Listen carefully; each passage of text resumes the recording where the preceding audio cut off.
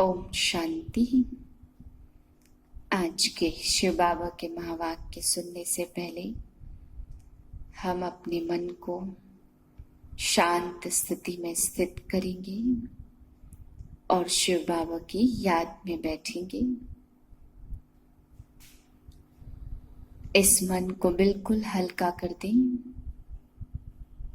कोई भी संकल्प याद ना आए, केवल एक संकल्प में स्थित हो जाएं। मैं आत्मा इस शरीर के मस्तक पर बैठी हुई भृकुटी की कुटिया में बैठा हुआ तपस्वी हूं, शांत चित्त हूं।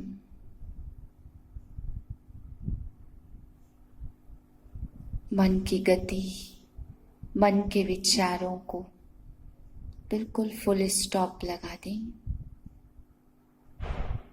केवल मन की आंखों से ज्योतिर्बिंदु आत्मा का स्वरूप अनुभव हो। मैं आत्मा इसी शांत अवस्था में बाप दादा के महावाक्य सुनती हूँ।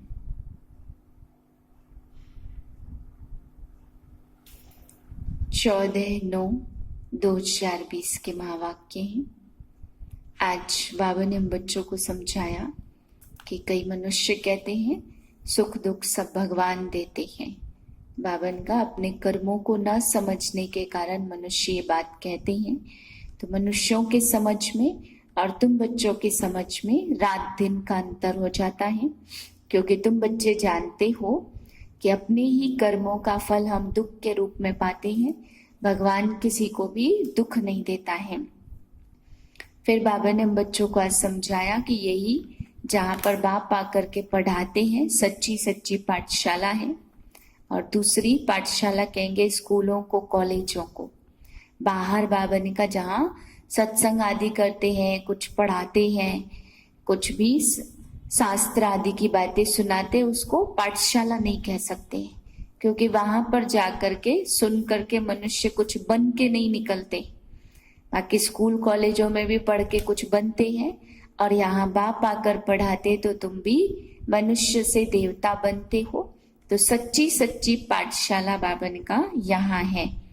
बाबा के सेंटर ही सच्ची पाठशालाएं हैं, यहीं सच्चा सच्चा सत्य का संग भी मिलता है। फिर बाबा ने आज समझाया कि सतगुरु अकाल मूरत आकर के यहाँ पर पढ़ाते हैं, इसलिए सच्चा सच्चा सतगुरु का द्वार यानी गुरुद्वारा भी यही है, जहाँ से मुक्ति और जीवन मुक्ति की प्राप्ति होती है। तो सच्चा गुरुद्वारा भी बाबा के सेंटर को ही कहेंगे। फिर बाबा ने आज समझाया कि ड्रामा में बहुत सारा पार्ट है। कई बच्चों का पार्ट है सहन करने का। तो बाबा ने कहा ये नहीं कह सकते कि मेरा ही पार्ट सहन का क्यों है, मुझ पे ही इतने अत्याचार क्यों होते हैं।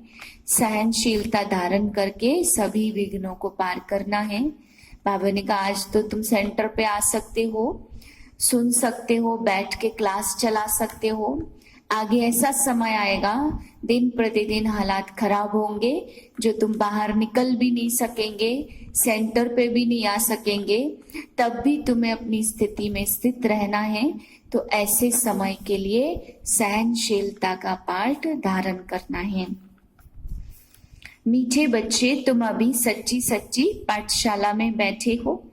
यह सत्संग भी है, यहाँ तुम्हें सत्य का संग मिला है जो पार लगा देता है। प्रश्न है हिसाब किताब के खेल में मनुष्यों की समझ और तुम्हारी समझ में कौन सा अंतर है? उत्तर है मनुष्य समझते यह जो सुख दुख का खेल चलता यह सब परमात्मा देते।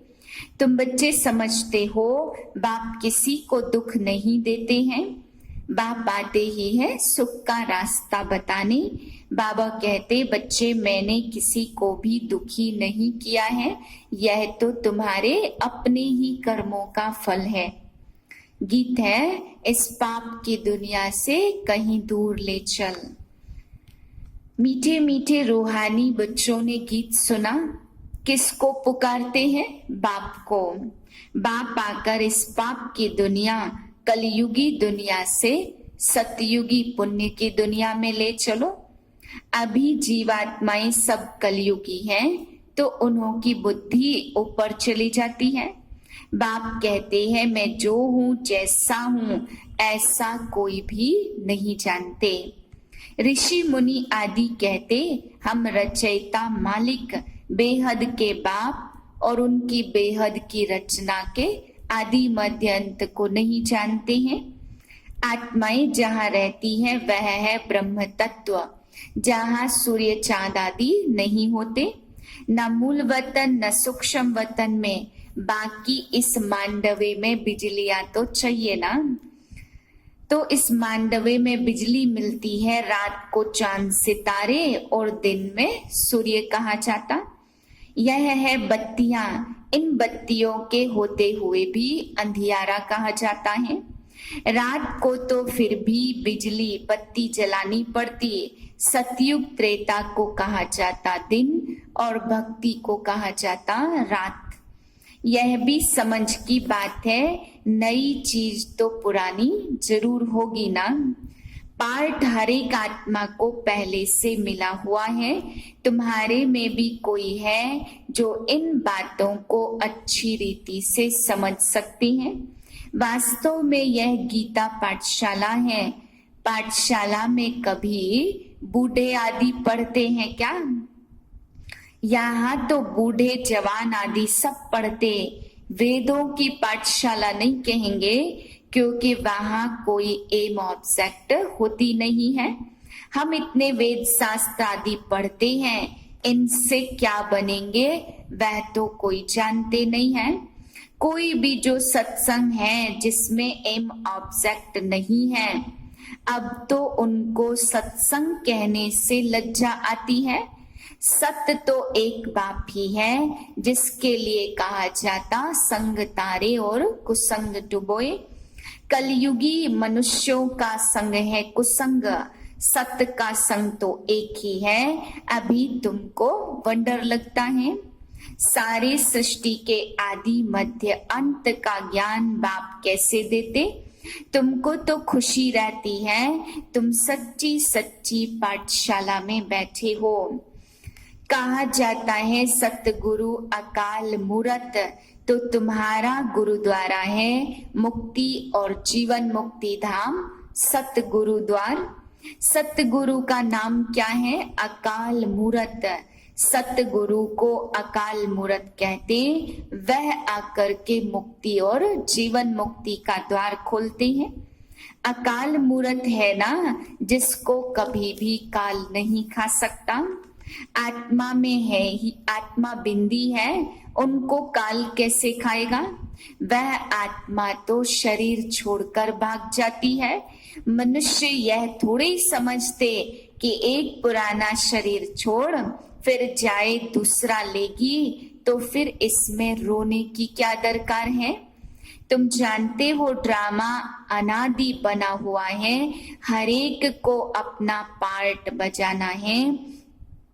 बाप कहते हैं पंडित लोग सुनाते, माताएं सुन सुनकर फिर ग्रंथ रखकर बैठ जाती हैं सुनाने के लिए। बहुत मनुष्य जाकर सुनते हैं, उनको कहा जाता है कनरस। ड्रामा प्लान अनुसार मनुष्य तो कहेंगे हमारा दोष क्या है? बाप कहते हैं तुम हमको बुलाते हो कि दुख की दुनिया में आ जाओ।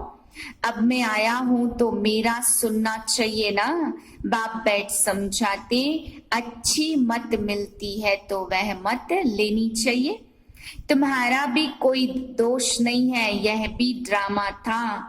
राम राज्य और रावण राज्य, जीत और हार का खेल बना हुआ है, इसमें लड़ाई की कोई बात नहीं है। बच्चों को रिफ्रेशमेंट मिलती है, अनेक प्रकार की पॉइंट लिखते हैं। तुम समझते हो जो सर्विसेबल है उनका नाम भी बाला है। दिल्ली में सबसे नामी ग्रामी समझाने वाला कौन है? तो झट नाम लेंगे ना, जगदीश का। तुम्हारे लिए मैगजीन निकालते हैं। ब्रजमोहन भी लिखते लिखना कोई मौसी का घर नहीं है। जरूर विचार सागर मंथन करते तभी लिखते हैं, तो बच्चों को कितनी रिफ्रेशमेंट मिलती है। कोई कोई प्रदर्शनी में बहुत माथा मारते और कोई कोई फिर कर्म बंधन में फंसे पड़े हैं, इसलिए इतना ज्ञान उठा नहीं सकते। कोई कहते हैं हमने ऐसा क्या गुनाह किया जो ऐसा पार्ट हमारा ही है। अत्याचार होते हैं तो यह बात कहते, अब गुनाह की तो बात ही नहीं है, यह पार्ट है। अबलाएं कोई तो निमित्त बनेंगे ना जिन पर सितम होंगे। ऐसे तो सब फिर कहेंगे हमको यह पार्ट क्यों, यह बना बनाया ड्रामा है। पुरुषों पर भी अत्याचार होते हैं, इन बातों में सहनशीलता रखनी पड़ती है।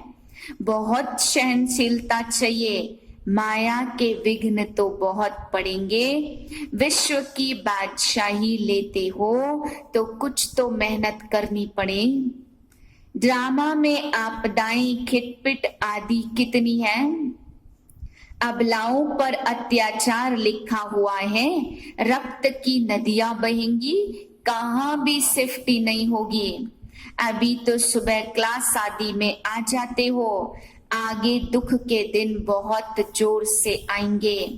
अभी तुमको मालूम है बाकी थोड़े दिन हैं, हम फिर से अपने शांति धाम और सुख धाम में जरूर जाएंगे।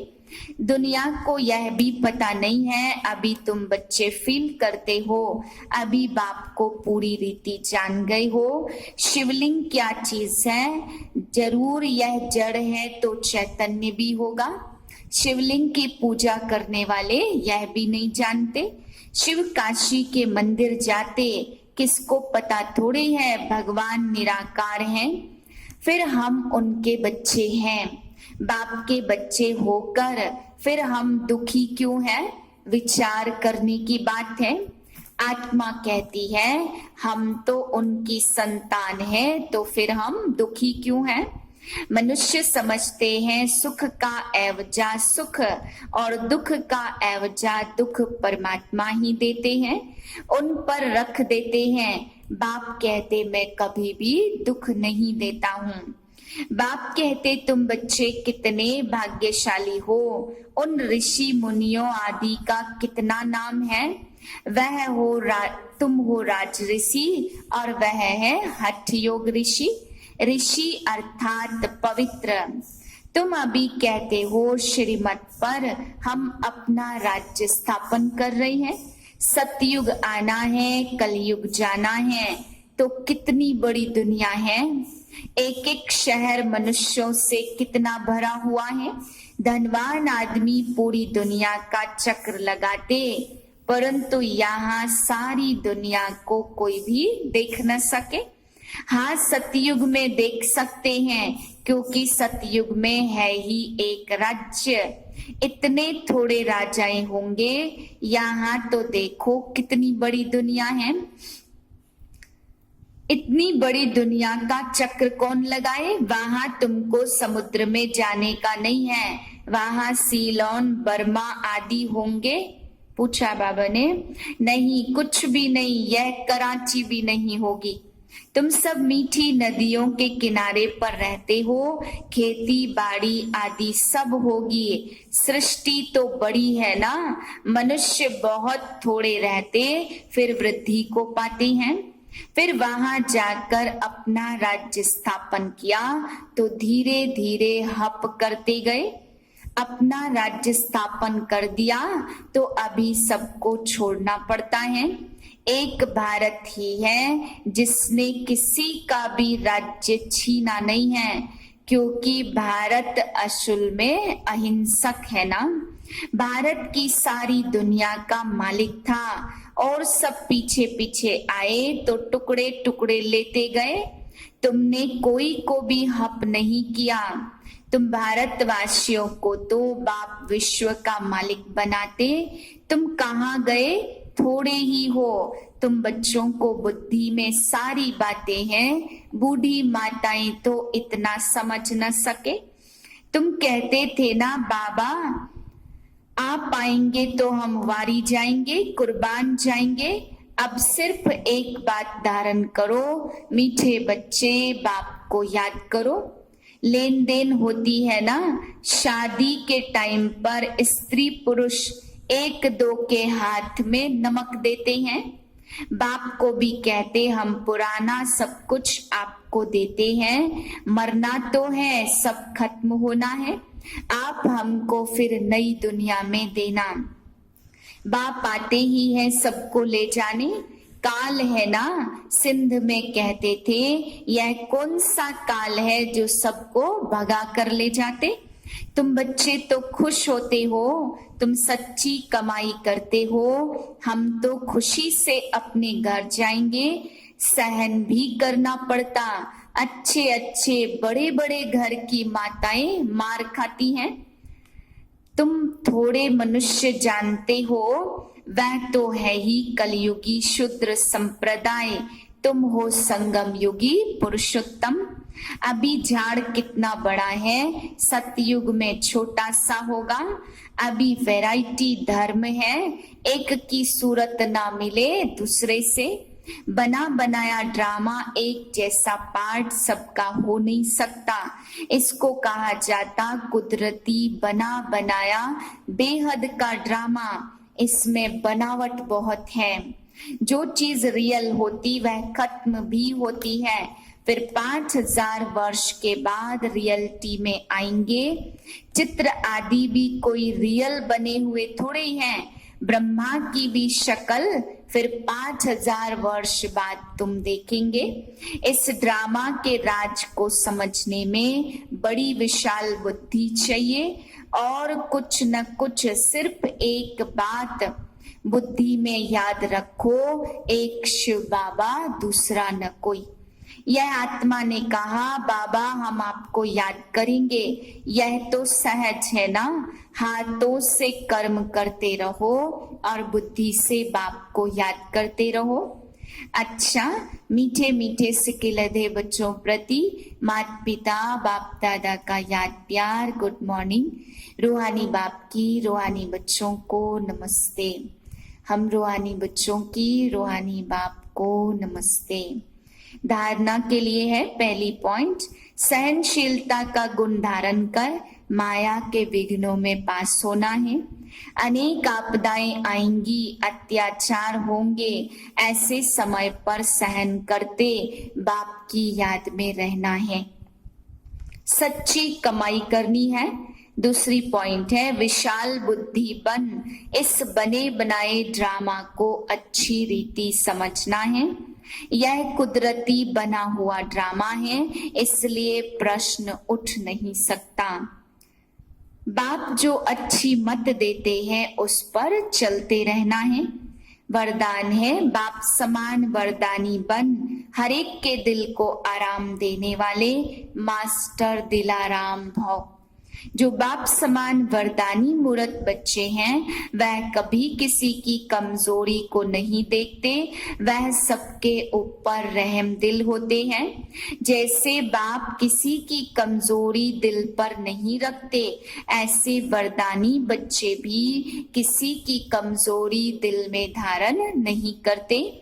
वे हरेक की दिल को आराम देने वाले मास्टर दिलाराम होते, इसलिए साथी हो या प्रजा सभी उनका गुणगान करते हैं। सभी के अंदर से यही आशीर्वाद निकलती है कि यह हमारे सदा स्नेही सहयोगी हैं। स्लोगन है संगम युग पर श्रेष्ठ आत्मा वह है जो सदा बेफिक्र बादशाह है। ओम शांति।